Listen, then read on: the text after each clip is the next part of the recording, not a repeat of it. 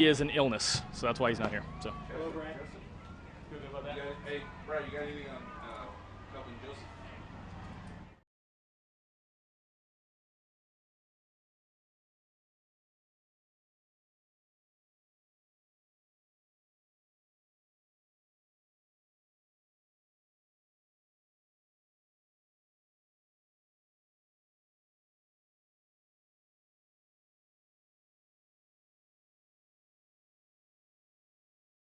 I think this. Can I bend that a little bit or? Oh, sorry guys. Sorry. Fumble. That'd be a turn. I broke the phone. Right out of the gate, I broke the phone. Good to see everybody. Appreciate you being here. Just got done with the second practice. Had a pretty good run with the rookies back a couple days ago. Fired up to be back up here at St. Joe's. So with that, I'll just open it up and let you roll. You pried the ball loose a little bit against starters. Can you talk about that? Well, it was emphasized last night in the meeting because I didn't feel like we got any yesterday. I don't know if you guys were here yesterday. There weren't as many reps yesterday, but I did think that the defense kind of took it up a notch. Good observation. When you can't hit, you need to do things like that. Yeah. Well, I mean, we're always talking. We chart the number of punch outs or attempts to punch out because we just feel like if it's ingrained, that it'll show up on game. Now, last year we didn't get as many as turnovers, fumbles as we're used to. So it's been a big emphasis. And now I tell you what, the other thing that happens, I always say this, is it makes your offense better too. Because if they know our guys out there are going to be doing this, then they're going to tend to be high and tight. Coach, you're running Joshua Williams, opposite Trent McDuffie. Is that a product of Jalen still being out, or is it kind of his job to lose, or is it an open competition? No, it's pretty open. So you really got fighting for that. You got Josh, you got Jalen, you got NJ. NJ, he would have had an interception today. To your point, he was set to make it, but he's been coming on. You know, he was injured last year, but I think it's wide open, and I think all three of those guys know that. With the absence of LJ. I'm sorry. What do you like about Jaden Hicks so far? Just being able to move him around. You know, the one thing that sticks out about Jaden is he's tall and long. And yeah, he's playing a bunch of different positions. It's kind of, he's going through what Chamari Connor went through last year, where, you know, you're trying to learn everything in the volume of the defense, and yet he's not just learning one spot. You know, there's, Jay Reed, you know, we're not going to have for a little bit here. And so it's a blessing and a curse, right? Jay Reed doesn't get the reps, but somebody else get those reps, and right now it's Jaden that's benefiting from it. With the absence of LJ from last year now. Absence of? Legarius. Yeah. Is Trent kind of stepping You just killed me. No, yeah. Is Trent stepping into that leadership role? Yeah, we'll see how that goes. I mean, you guys know that almost every game we had LJ travel with the quote-unquote top receiver. Whether we do that or not with Trent, we'll see. It'll just be a game-by-game plan. We'll see who the other corner is, who the nickel is. There's still a lot of unknowns right now. We got some work to do back there. We certainly miss LJ. I miss him every day. LJ's irreplaceable in the sense, be hard for one player to fill in. How much of replacing will be scheme versus, you know, someone in particular taking those roles? Yeah, some of the scheme might change because, you know, we'll see if we have somebody that's going to step up and serve that particular role. If we don't, we go in another direction, find another way to do it. I mean, you guys know, in the years we've been here, we didn't always every game travel a corner. Sometimes we did. We did it a little bit when Travarius Ward was here. We did it with him, but it'll be a game-by-game thing. You mentioned NJ. Can you talk a little bit about how he looks now compared to before he got hurt last year? Because you were really raving about how good he looked before That's he a got good hurt. point. You got a good memory. I thought he made a lot of plays last year during this camp. I forget exactly when he got hurt. I know we were indoors, but it was a little ways, right? We had some. The reason I remember that is because, you know, we as coaches, we use a library of tape. You know, when I'm sitting there talking about technique, and I know just last night there was one on there of NJ last year making a really good play. He's getting there. I mean, he's a little rusty just because of all the time he had off. It's been a full year. I mean, if you'd ask him, he looks to me like he's moving around pretty good. Like, I don't see limitations, but he'd be a better guy to ask for that. A couple more guys.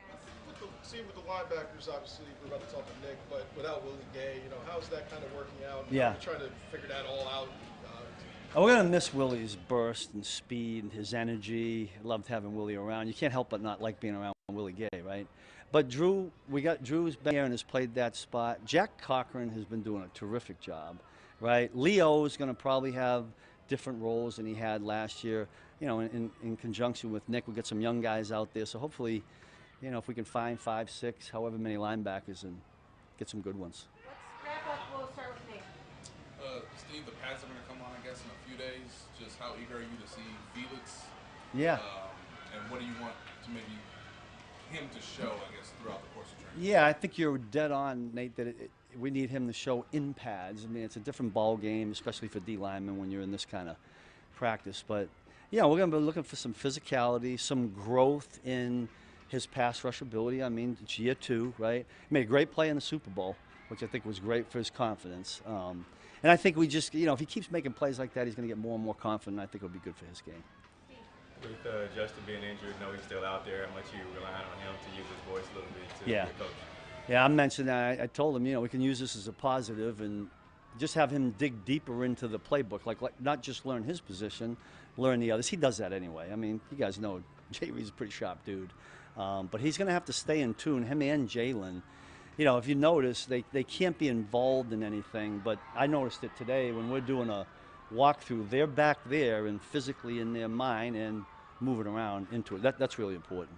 Last two. Spagnuolo and Matt. Coach, what worries you the most about this year's team, the squad so far? The Baltimore Ravens. That's all I'm thinking about right now. I'll be quite honest with you, really. I mean, listen, we know they're going to be all fired up, and that's a good football team. So that's who I'm thinking about right now. Coach, Pro Football Writers recognized you with the Lifetime Achievement Award earlier this year. What does that mean to you? Yeah, thanks, Matt. I'm glad you brought that up because, first of all, I was humbled, right? Shocked, humbled, and concerned when you get an award that says Lifetime Achievement on it. That means you're getting old, right? But I do want to say this because Sid and Brad and Ted at the time filled me in on the whole thing. And I know that there's some people in here that are involved in that. So I want to say thank you to those that, because I know that doesn't happen unless there's some kind of support. Here's the other thing I know about that kind of award. It's a team sport, and when you get an individual award, that means you were around really good people on good teams, good coaches, good players. So that's not lost on me. But thanks, Matt, because I did want to thank the people that helped out with that. Thank you, everybody. Great, thanks.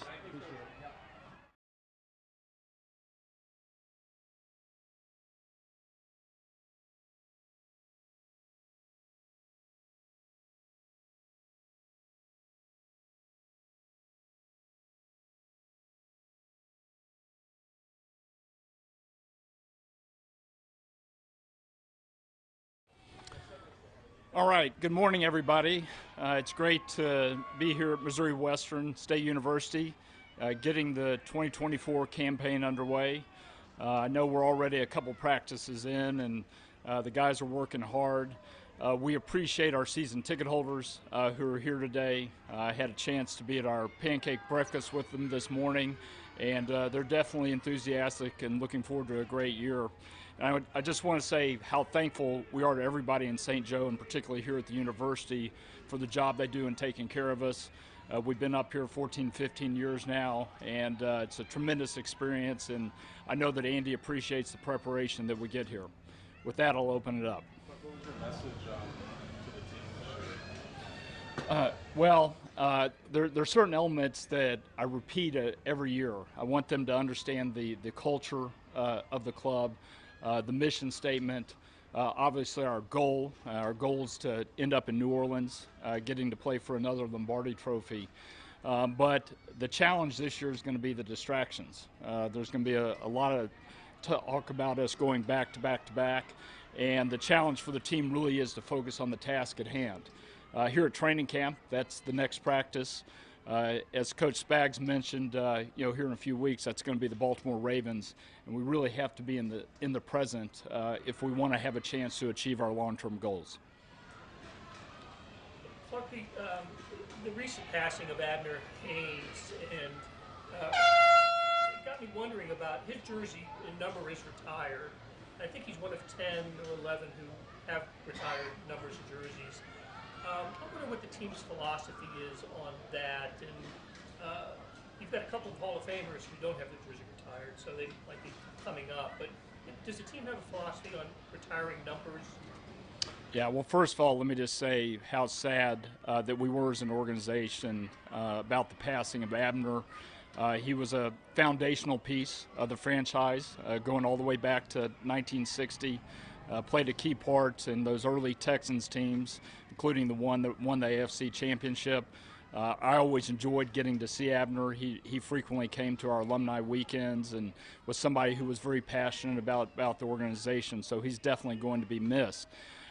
You're right, we do have 10 jerseys that have been retired, and with the exception of Derek Thomas, all of those players were players from the 60s who really helped lay the foundation for the success of the franchise.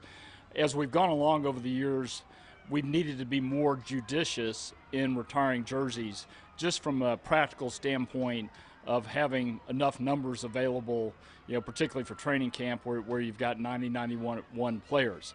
It certainly doesn't mean that we won't ever retire another jersey, but it's something we're going to really think about it and approach from a bigger perspective.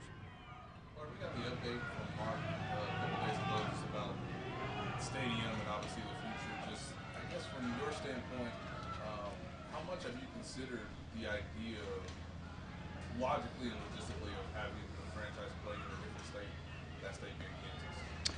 Yeah, well, at this point, that's premature. We do have 6.5 years left on our lease at Arrowhead, and GHA Field at Arrowhead is a special place, and it's special for our fans, and it's special for the players and coaches. But we do have to look to the future, and we do need a solution starting in 2031, which I know that Mark mentioned. We're glad to have some options. We really appreciate what the Kansas legislature did in passing the upgrade to the Star Bond bill that potentially would give us an opportunity to look at a stadium over there. And we're going to work very hard over the coming months and years to come up with a solution that makes sense for the organization, for the team, but also one that makes sense for the community. So we're approaching it very much with an open mind and look forward to talking to leaders on both sides of the state line. You were very upfront about your love of Arrowhead, trying to keep it as long as possible. Do you feel like you and the organization need to do something else to ensure that you get that extra 25 years? If you do get another chance to present it to Jackson County or get Jackson County to have maybe a more stronger argument for keeping the stadium, do you feel like you or the organization need to do anything different? Well, part of our evaluation over the next several months and in coming years will be looking at whether we're better off in a renovated building or in a new stadium. And that new stadium could be on the Missouri side as well. It doesn't have to be on the Kansas side. I had a bunch of season ticket holders come up to me today to share how special Arrowhead is with them, and we know that, but we do have to look to the future, and potentially having a new building, whether it's on the Missouri or Kansas side, may make the most sense. For a long time, you were consistent in saying that your preferred outcome was a renovated Arrowhead. Do you still feel that way? Is that your desired outcome? We're really approaching it with an open mind, and we don't have a desired outcome. We just have to find a solution that works for the community and something that works for the club. Whenever a vote fails, there's speculation, and there's been some national punditry about the interest that maybe the Chiefs would have outside of Kansas City. Can you see any scenario where you would consider an option outside Kansas City Metro? Yeah, well, we have a special connection with the community and with the Chiefs Kingdom, and our focus is very much on finding a solution here in the metropolitan area. Have you looked at that 6 month?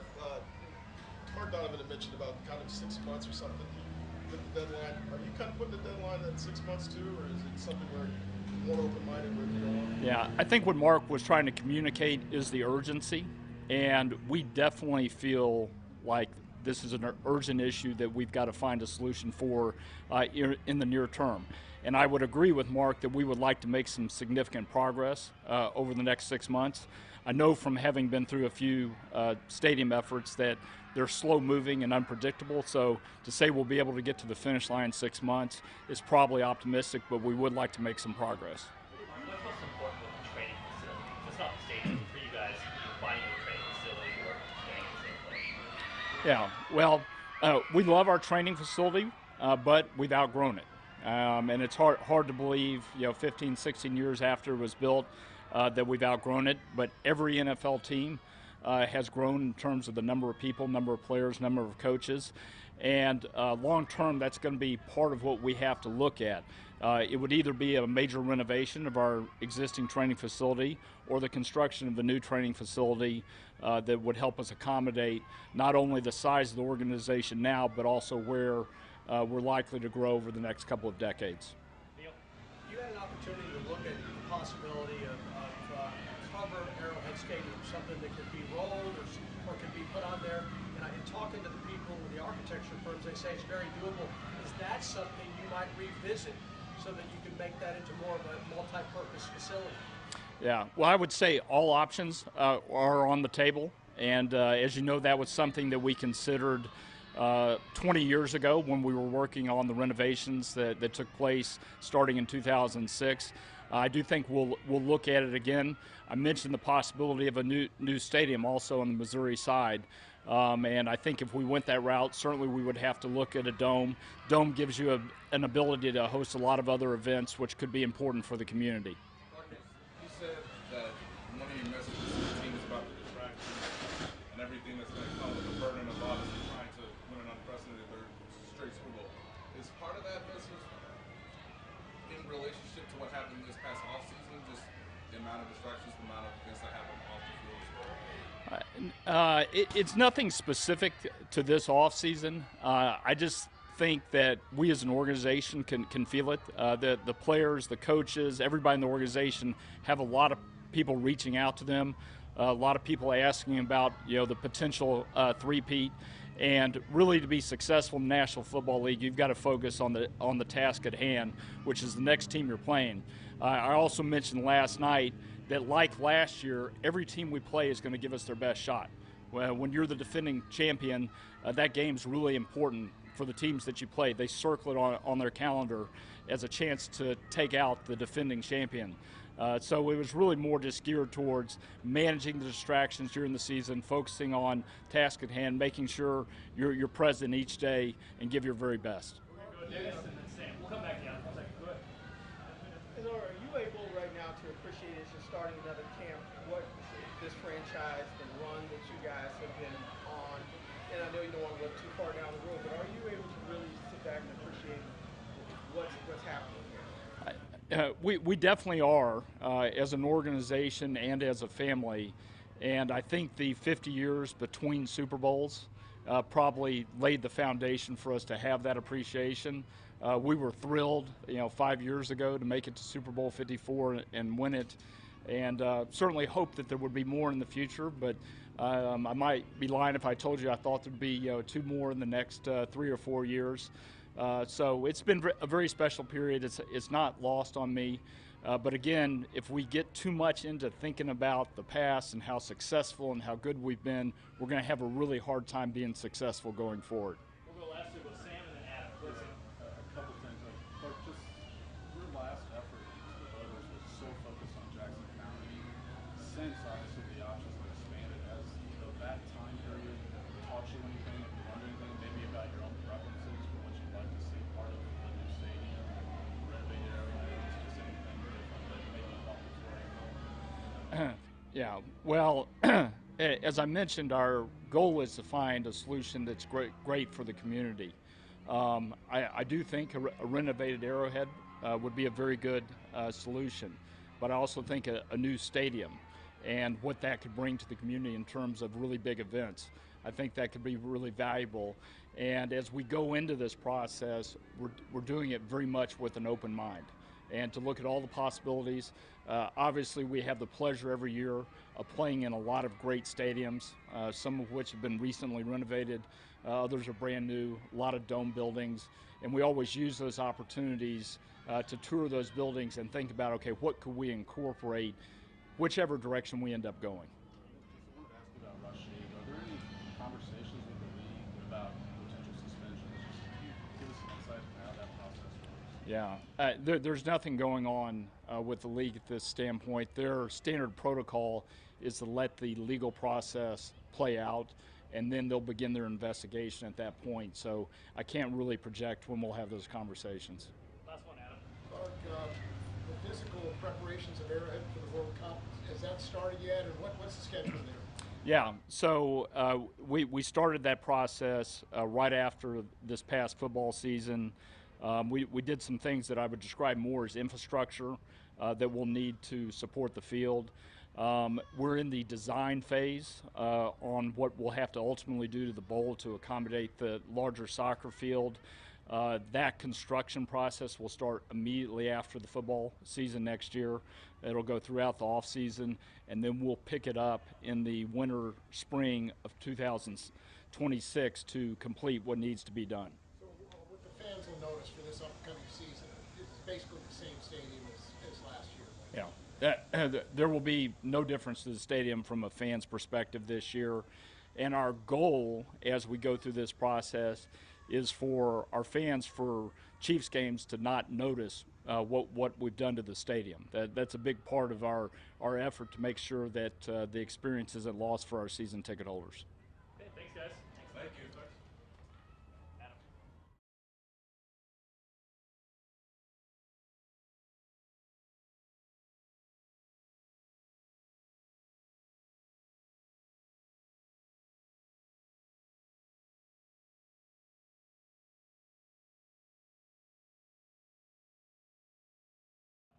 All right, guys, go for Nicole.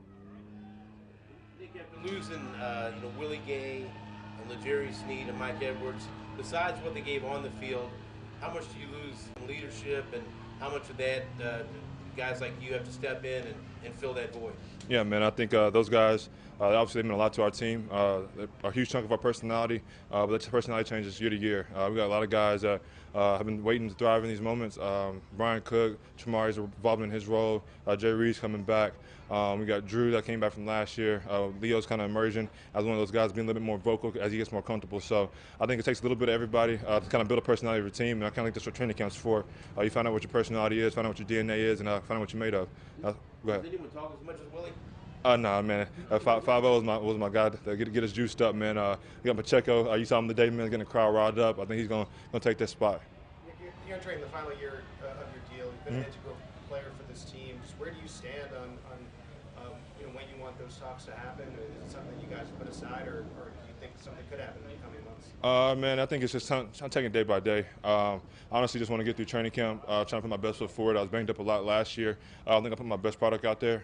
So from my standpoint, I'd like to go out there and get through training camp, try to get our team the best way we can, figure out what we are on defense, and try to help us win football games. We've got a lot at stake, a chance to do a lot of things in the near future. So that's where my main focus is at right now. Nick, you've always been one guy that's had a lot to prove out there, but with it being a contract season, do you feel that you still have more to prove out there, more that you can grow upon as you get into the season? Yeah, man, I think I got a lot to prove to myself, first and foremost, not necessarily to the outside. I just feel like I can play a lot better football. I think last year was kind of the first year where I had to battle some adversity in terms of injuries in my career, period. So I think it's like a lot of mental toughness with that, learning who I am as a person, learning who I can lean on outside of football. And yeah, I think it's kind of made me to a better person, a better leader, being able to learn and sit stuff from the outside and learn from Spags and see what the rhyme and reason why he calls different things, and it helps me play a little bit faster. So yeah, I think I'm excited for this year, man, to kind of get out there and show what I can do. Based on last year and reflecting on it, what was the most challenging? What was the most difficult part for you? Yeah, man, not being able to use my whole left side, man. My wrist was messed up, had a cast on it, had bursitis in my elbow, had something to do with I had bursitis in my elbow, left ankle, so I was kind of hobbling trying to get through a little Humpty Dumpty all the way to the Super Bowl. So I was trying to find a way to just play, get out there, and give my team a chance to win. So that's kind of what I was going through last year. You mentioned the injuries. What did you kind of have to do during the offseason to just kind of rebuild that strength and get back into it? I know you still have the wrap still. There's still things you have to do to protect that wrist. No, I'm kind of just, for me, just my own mind. I want to go out there and compete in training camp. I want to get back to playing physical football. I wasn't able to do that last year. We got a lot of guys on our O-line, especially in the interior three, that are pretty nasty, including Trey Smith. But yeah, man, I want to be able to use my hands, man, and have fun. Go out there and just play football, man. I don't have to worry about small stuff, nicks and bruises and all throughout along the way. I just want to go out there and have fun and do what I do. Coach, Coach Mags emphasized trying to deflect balls last night in your meetings. Yeah. Showed out today. Just how much of the emphasis is that just going for the season for everybody involved? Yeah, man, we just got to compete. I think the first day in, offense got after us a little bit. They're completing a lot of deep passes. We just watch the tape, kind of be real with ourselves based on what we were last year. That's when not what we were yesterday. And so getting back to what we like to do, get hands on footballs, pressure, winning one-on-ones, and just find a way to make plays on the ball. Forced turnovers, we were I think 27th last year. So we harped on that day one. We're trying to force more turnovers, get the ball back to Pat and them, and kind of see what they could do with it from there. I know you talked about mentally working on things in the offseason. Yeah. What was one of those things as far as technique-wise that you wanted to bring to this season? Yeah, man, I think I mean, it's a lot of things, honestly. For me, I just block destruction. Was one of the things that I think I was good at my first 2 years. My third year, I wasn't very good at. I was letting people get into my framework, and me being a smaller guy, it makes it harder for me to get off blocks, harder for me to play in space. So yeah, that's one of the biggest things, and that's kind of the reason why I got my wrist taped up. Kind of want to get a little bit stronger in that department, getting more in shape, lose a couple pounds, and kind of see where it takes me from there. Last two, Dennis and then Sam. As a defense, how important is it, and how much pride do you guys take in kind of setting the tone out there? Yeah, I mean, I think it's a mentality. I think it's Coach Pat says all the time, like on the football field, there's no on and off switches. It's always on. And so that's kind of who you are as a defense, what you are when you're tired, when you're fatigued, when you're going out there and competing whenever you don't really feel like it. That's kind of who you are as your DNA. And so we're trying to build that down off that foundation now, establish that core, and get 11 guys on the football field that want to go out there and fight for each other. And I think that's the mentality we got to have. We got to go out there, man, and try to eliminate points on the board anytime we can. Yeah, man. I think last year for myself, I dropped like 2 or 3 interceptions myself. Forced fumbles, punching the ball out. I think we were very good at it my first year here, and then it kind of slowly trickled down, and now we're down to 27. So getting forced fumbles, attacking the football, ripping out the football, and getting game tackle and getting multiple guys on the ball. I wanted to ask you about a point with Drew. I know you guys shared a linebacker room last year, but not on the field together like from time. Obviously, that's sort of the script this year, right? What's it like seeing him in year 2 when you think about just playing aside in the end? Yeah, man, I think we're both more comfortable playing by side for sure. There's some stuff he sees that can help me out, and I see stuff a little bit different than him, and kind of just bouncing knowledge. I think it's one of the biggest things you can do as a linebacker. We all deem each other to be pretty intelligent guys, but there's some stuff that he's seen and experienced that make more sense to do it that way, and there's some stuff that I see that I can do it a little bit better this way. So just bouncing knowledge, not really right or wrong, just kind of figure out how you feel comfortable playing with each other, and just trying to go out there and have fun. I think he's a very humble guy, man, but that dude's smart. He's real intelligent. He's out there making calls and checks, and I'd be like, okay, yeah, like we can do that. It makes sense. And so I think he's going to be a person that kind of helps me up in my game this year for sure. Awesome. Thanks, Yeah. Nick. Thank you.